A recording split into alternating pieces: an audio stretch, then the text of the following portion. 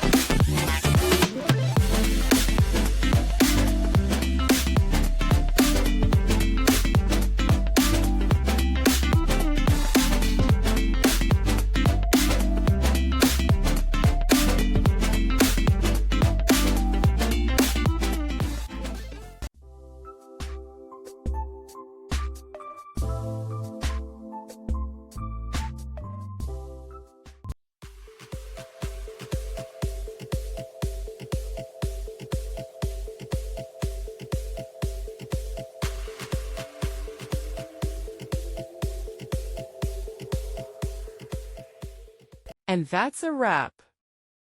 I hope you found the answer you were looking for. If you did, take a second to hit that subscribe button. It really helps out. And let me know in the comments which solution worked best for you. See you next time in the debug zone.